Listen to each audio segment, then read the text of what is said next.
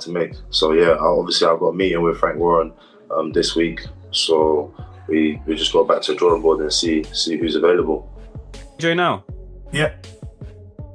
I think that it would have to be a situation where, because they're both at the same gym, both Fabio and Moses are with. Well, that's the problem. Yeah. That's the problem. You know, Ben traced both of them. Mm-hmm. That's one of them that probably will never happen. But in an ideal world, I'd love to do that. Any of the guys, they're all good. They're good fighters. All of them are good fighters. And, you know, and AJ's fighting for if he carries on and fights on, he's fighting. Joe, are you going to fight Moses? Another opportunity. Will I? Of course. Let me get these two out of the way. And 100%, yeah, man. Why not, bro? Let's go. This is what so many great opportunities still presenting themselves in every division. Tyson Fury visits Christian Prenga's training camp and gives him tips ahead of Anthony Joshua fight.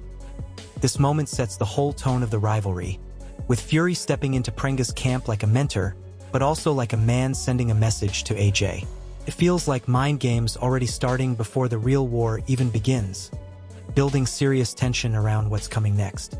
Man, I guess kind of walking this path, and like I guess I kind of wanna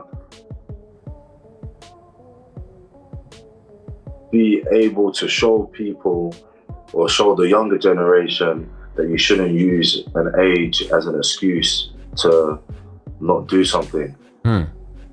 So there's a lot of people that would have said like, oh, obviously I just turned professional, I'm 21, I shouldn't be taking this fight. When I was 20, I shouldn't be taking that fight. But like, if you're capable of doing something and you know you've done the work to achieve it, like, go do it. Like, don't, especially don't let. Moses Itauma fires back at Anthony Joshua after call out at Live. And that moment instantly shifts the entire heavyweight conversation. This is no longer just about hype or future potential. It is about a young rising force refusing to be intimidated by a global star. Moses Itauma's mindset shows zero fear, and that is exactly why the storyline is exploding across the boxing world right now. The challenge has been made, and the response has made it even bigger. He's like, I guess he's abusing his power, so I mean, he's earned the right to, like, I guess, do whatever he wants. But obviously, some people are gonna say it's too early. But I mean, a lot of people said that against Dillian Whyte. But I feel like Anthony Joshua is very direct here, showing he wants the fight and believes in breaking his opponent down with skill and power. There is confidence in his voice, but also pressure building, because when he speaks like this, fans expect a dominant performance in the ring. No, I want to box him. That's what. And even Prenga, I know I can punch hard, but you got to break him down. You still want Wilder. That's another great opportunities, though. How's training come? Really good. This adds a serious layer of balance to the whole situation, because it is not just hype around Anthony Joshua or Moses Itauma anymore. A boxing voice is clearly saying both men have the power to end the fight at any moment, which raises the danger level instantly. But the real twist is the belief that Moses Itauma is something special, which puts extra attention on how Anthony Joshua handles this rising threat. Knocking anyone, it's not. I mean, Anthony Joshua is capable of knocking out Moses Itauma as well. Daniel Dubois is capable of knocking out Moses Itauma. But he's capable of knocking them out as well. And I just got a feeling about him that he's very, very special. Anthony Joshua speaks with full purpose and confidence here, making it clear he is locked in on his goals and not distracted by outside noise. He talks about climbing the levels and staying focused on the job ahead. That mindset sounds controlled on the surface, but in this context it also raises tension, because he is facing a young fighter who believes he has nothing to lose. I'm moving up the ladder, and I've got a clear goal. I know what this year's about. I know how tough this year's going to be, but I'm definitely the man for the job. I'm looking forward to the challenges. You know, I've been training hard. That's my life.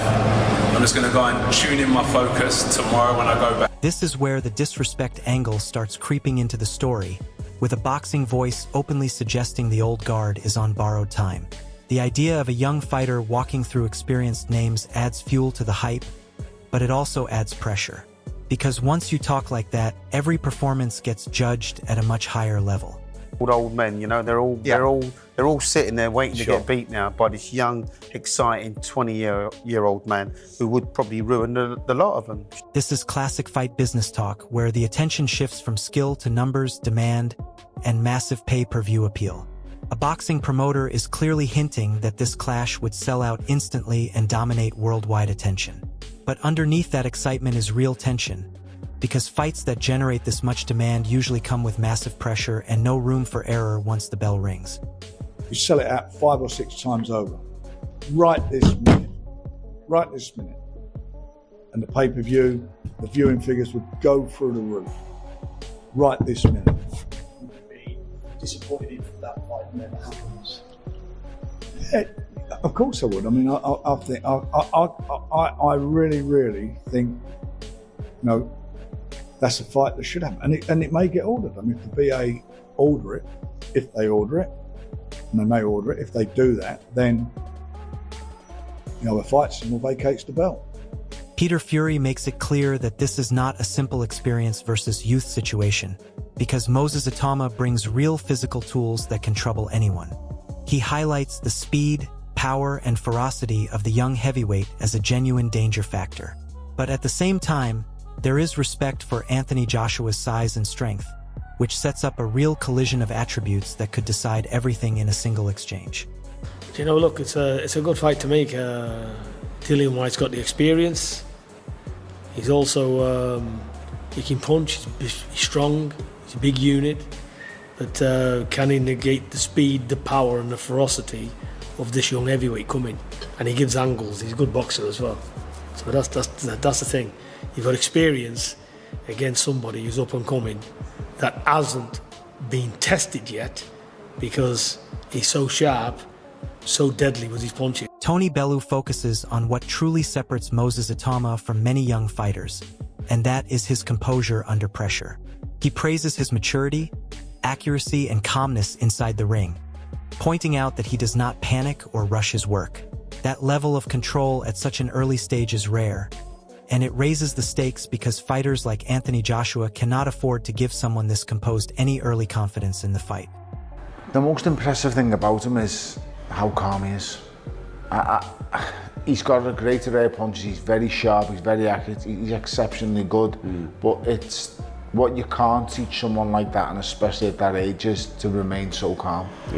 He doesn't panic, he doesn't get flustered, he doesn't go head hunting with his chin in the air, he's cool, he's calm as well. Tony Bellew focuses on what truly separates Moses Itauma from many young fighters, and that is his composure under pressure. He praises his maturity, accuracy, and calmness inside the ring, pointing out that he does not panic or rush his work. That level of control at such an early stage is rare, and it raises the stakes because fighters like Anthony Joshua cannot afford to give someone this composed any early confidence in the fight. I think Moses is one of the best young fighters boxing has seen in years, and I'm not just saying that based on a result over Dillian. I hope you understand that when I look at a fighter, I'm looking at things that others don't see. I'm not looking at the hype. I'm looking at what he does in the ring, how he does it, his skill set. You know, I'm looking at that because that's the important stuff. And right now, to me, he's shown probably a better... Amir Khan brings a more cautious voice into the conversation, warning that rushing Moses Itauma too early could be a mistake. He suggests that at just 20 years old, the smart move is patience before stepping into fights with elite names like Anthony Joshua or other champions. But the interesting part is that he still includes those top fighters in his long-term projection, which shows how highly he rates Moses. That balance between caution and belief adds even more debate around whether Anthony Joshua is actually too soon or perfectly timed as an opponent. You don't want to rush him. You want to take it easy. You want to take it slow. Don't rush him. Let him enjoy. He's still 20 years old. Let him get to 22, 23 years old. And that's then you start putting him in with the top names in boxing, like the Usyks and like the Wilders or even the Joshuas and the Furies. At the moment, I think you should keep on building him. Let him keep on winning like this. I mean, if Tony Bellew does not hold back here, describing this as a very dangerous fight to make at this stage of Moses Itauma's career. He believes throwing him in too early against elite-level opposition could be a serious risk. That opinion strengthens the argument that experience matters at the highest level of heavyweight boxing.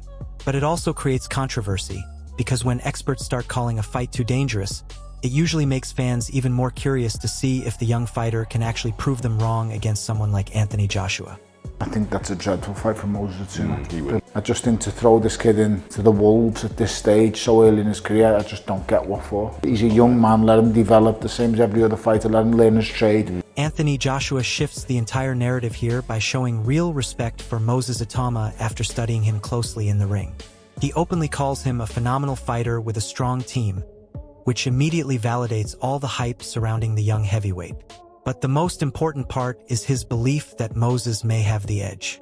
That statement changes everything because it is not coming from fans or pundits. It is coming from a top-level fighter who understands what it takes at elite level. Suddenly, this is no longer just a call-out story. It feels like a genuine passing of respect mixed with real danger for anyone facing him. I thought Usyk, I think he's a phenomenal fighter and I think he's got a great team around him, honestly.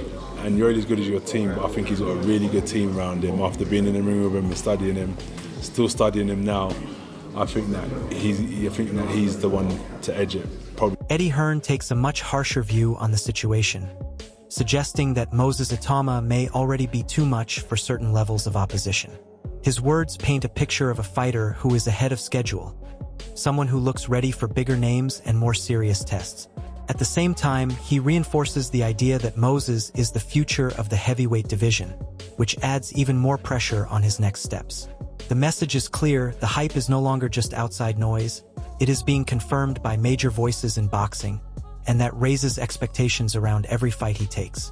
Definitely right now, it's the future of the heavyweight division. He's an outstanding talent, and I want to see him in with some real live, active guys now. I think the Hrgovic fight's a good fight. I mean, Parker's there, I think that's a good fight, although he's probably looking at the championship. Frank Warren brings a very aggressive and almost confrontational energy into the discussion, making it clear that if this fight gets serious, he is ready to push it all the way to the finish line. The idea of going directly to make the deal happen shows how real the interest is becoming behind the scenes. But it also highlights the pressure surrounding the potential clash, because when promoters start speaking with this level of urgency, it usually means negotiations are already heating up. That creates a sense that Anthony Joshua versus Moses Itauma is no longer just speculation. It is something that could realistically be made if both sides agree. Would I what? Would you be willing to make AJ Fabio? Yeah, if he says yes, I'll go round his house. I'll go round there right now. Christmas Day, I'll go round there, and we get the deal done. Of course I'd do it. Why wouldn't you do it? You want to win? There's a world title fight. You want to fight for the world title? Fight Fabio Wardley. In the meantime, Eddie Hearn closes this section by bringing everything back to reality and caution, reminding everyone that Moses Itauma is still extremely early in his development. The focus is on patience, experience, and timing, especially considering he has not gone deep into fights yet. That raises an important question about whether stepping into a massive fight too soon could be a risk. But at the same time, the fact that his name is already being linked with elite opponents like Anthony Joshua shows how fast his reputation is rising, and that is what makes this storyline so dangerous and exciting at the same time. He beat him, I'm sure they believe he can, but you want to go in there when you're ready.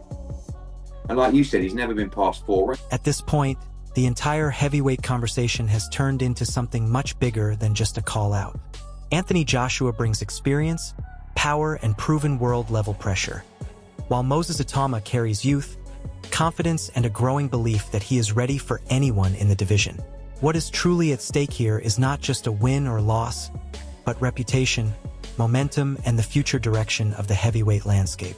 Anthony Joshua looks mentally composed and aware of the challenge in front of him, but Moses Itauma appears fearless, almost like a fighter who genuinely believes he belongs at the top already. If this fight ever happens, the early rounds could be explosive because both men have stopping power, and one clean shot could completely shift the momentum. The tension built through every clip shows this is not just hype anymore. It is a real stylistic danger for both sides. So the question is simple. If Anthony Joshua and Moses Itauma share the ring, who truly holds the mental edge when it matters most, experience or fearlessness?